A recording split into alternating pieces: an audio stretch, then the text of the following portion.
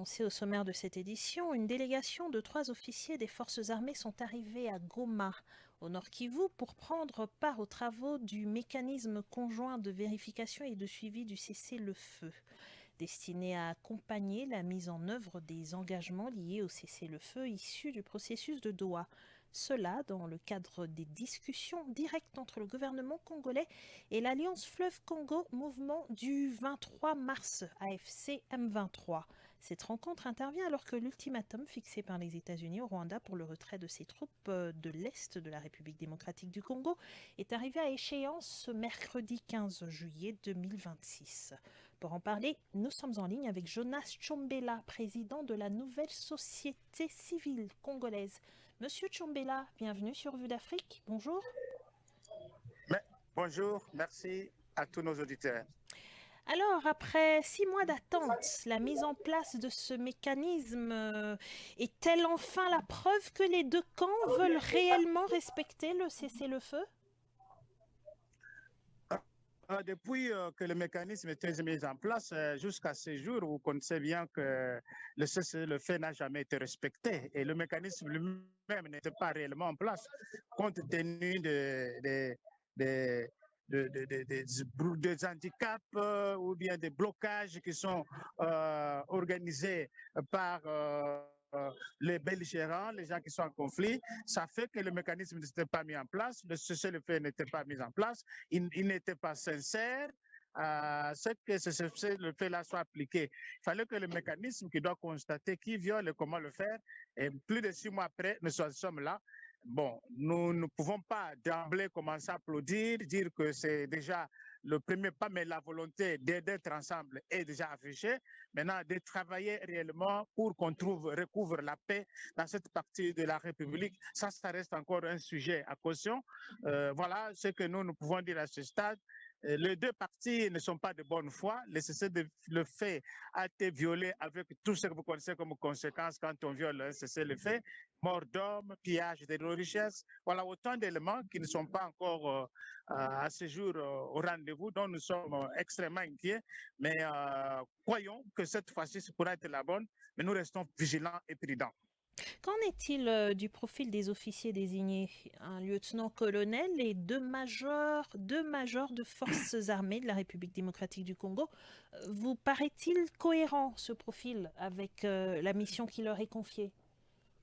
C'est ça que nous sommes en train d'observer, chercher de comprendre leur profil, leur niveau de formation, leur expertise.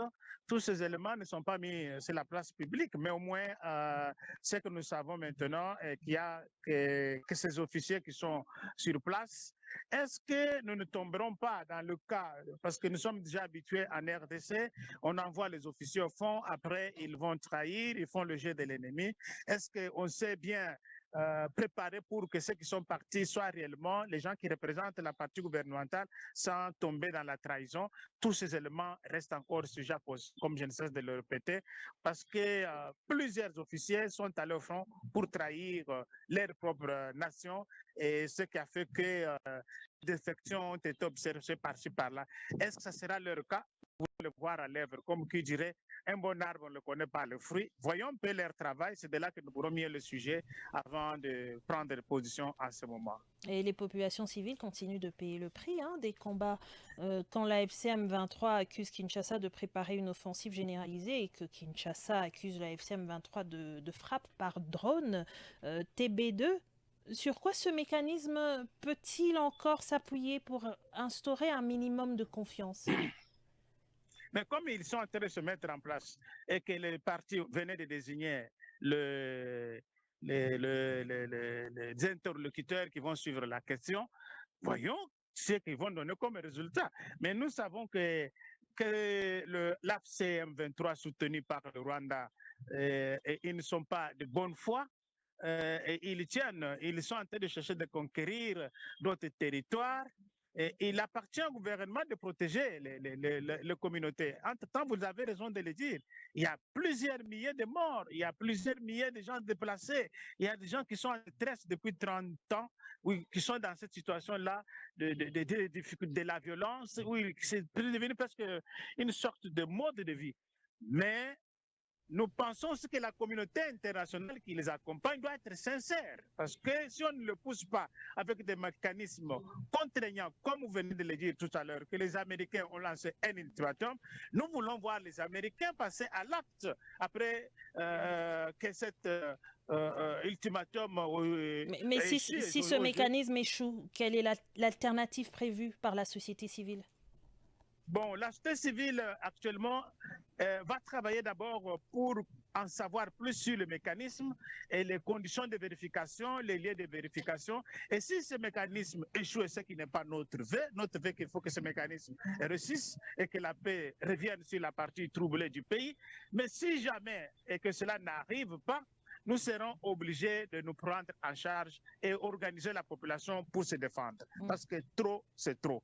Mais au-delà des réunions et des rapports, à partir de quel moment les populations et vous, en tant que société civile, jugerez-vous que ce mécanisme produit des résultats concrets? En ce moment où je suis en train de réaliser l'interview avec vous, je suis en pleine université en train de sensibiliser les étudiants sur la question des libertés publiques et la paix à l'est de la République. Donc, nous sommes en train de travailler pour que cette question cesse d'être la question des experts militaires, des politiques, ça devienne une question de politique publique qui engage toute la population. Jonas Tchombela, vous êtes président de la nouvelle société civile congolaise. Elle était avec vous question de la RDC où, je le rappelle, une délégation de 3 officiers des forces armées sont arrivés à Goma, au Nord Kivu, pour prendre part aux travaux du mécanisme conjoint de vérification et de suivi du cessez-le-feu destiné à accompagner la mise en œuvre des engagements liés. Et j'aimerais rappeler aussi que cette rencontre intervient alors que l'ultimatum fixé par les États-Unis au Rwanda pour le retrait de ses troupes de l'Est de la République démocratique du Congo est arrivé à échéance ce mercredi 15 juillet. Vous êtes, je l'ai dit, de la nouvelle société civile congolaise. Monsieur Jonas Tchombela, merci d'avoir répondu à nos questions sur Vue d'Afrique. Au revoir. C'est moi qui vous dis au revoir. C'est moi qui vous dis merci.